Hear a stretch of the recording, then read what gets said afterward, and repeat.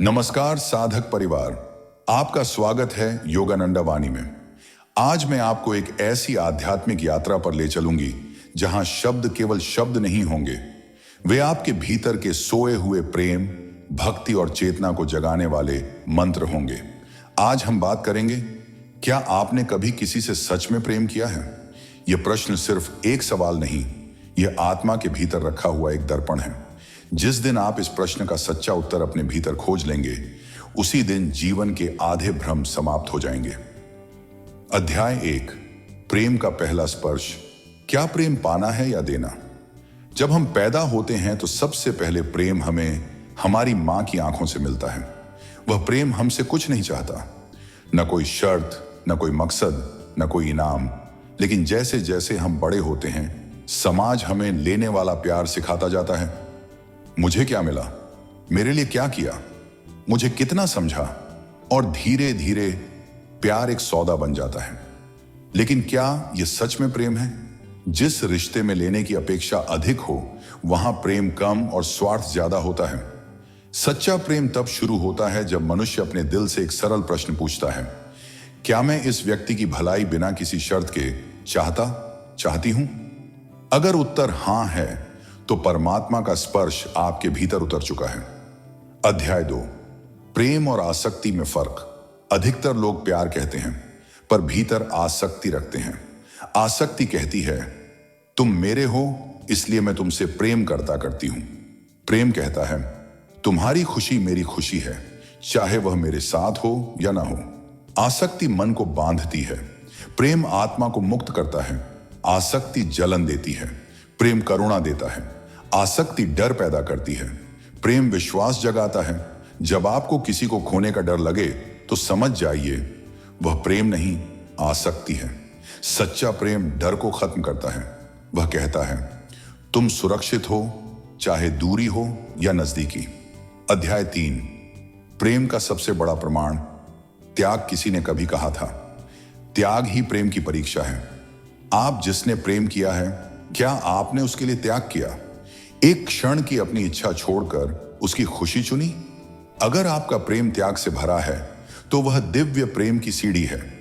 त्याग सिर्फ बड़ा बलिदान नहीं है, कई बार एक छोटी सी मुस्कान, एक छोटा सा धैर्य, एक छोटी सी करुणा भी ईश्वर के समान ही महान होती है।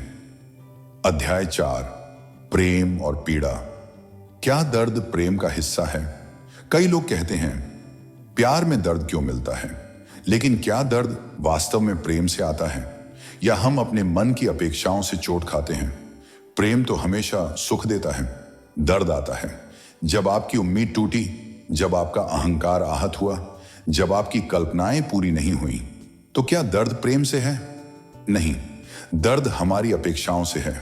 लेकिन इस दर्द का एक दिव्य पक्ष भी है। दर्द आत्मा को चमकाता है। दर्द से मनुष्यता गहरी होती है। दर्द ईश्वर तक ले जाता है, क्योंकि सबसे बड़ा आध्यात्मिक जागरण उसी व्यक्ति में होता है जिसका हृदय कभी टूटा हो। अध्याय 5, क्या आप खुद से प्रेम करते हैं? बहुत गहरा प्रश्न। क्या आप अपने आप से प्रेम करते हैं? अगर उत्तर नहीं है, तो आप किसी और को भी पूरा प्रेम नहीं दे पाएंगे, क्योंकि जिस व्यक्ति का अपना ही दिल खाली है, वह किसी को क्या देगा?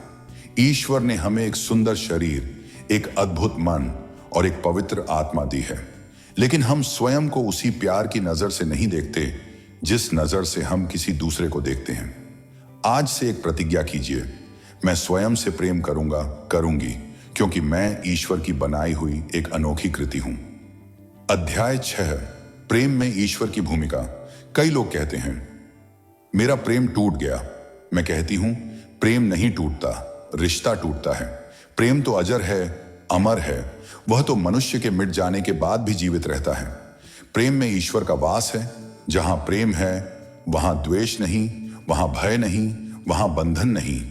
आप किसी से प्रेम करते हैं तो वास्तव में आप ईश्वर के उस अंश से प्रेम करते हैं जो उस व्यक्ति में छिपा है। अध्याय 7, क्या आपका प्रेम कर्मों से जुड़ा है? विश्वास रखिए, कोई भी प्रेम अचानक नहीं आता। यह जन्मों जन्मों का संगम होता है। किसी से मिलना, किसी से आकर्षित होना, किसी से तुरंत जुड़ जाना, यह सब पूर्व जन्म के कर्मिक निशान हैं। कभी आपने किसी को देखा और दिल ने कह दिया, यह तो मेरा अपना है, तो समझिए रिश्ता अभी नहीं बना, यह बहुत पुराना है। ईश्वर ने आपको केवल इस जन्म में उस कहानी को पूरा करने के लिए मिलवाया है। अध्याय 8, प्रेम और मौन। क्या प्रेम को बोलने की जरूरत है? कभी कभी सबसे गहरा प्रेम मौन में व्यक्त होता है। आप किसी के पास बैठें और कुछ कहने की जरूरत ही ना पड़े। यह प्रेम का सबसे ऊंचा रूप है।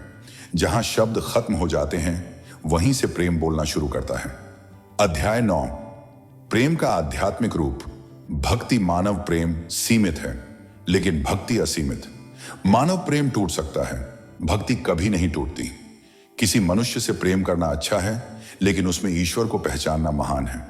जब दिल में भक्ति उतरती है, तब प्रेम सभी दिशाओं में फैलता है। माता में, पिता में, पति पत्नी में, बच्चों में, फूलों में, हवा में और परमात्मा में। भक्त का हृदय सृष्टि का सबसे सुंदर मंदिर होता है। अध्याय 10, क्या आपने सच में कभी प्रेम किया है? अंतिम सत्य अब इस प्रश्न पर लौटते हैं। क्या आपने कभी किसी से सच में प्रेम किया है? अपने दिल से पूछिए, क्या आपका प्रेम शर्तों पर टिका था?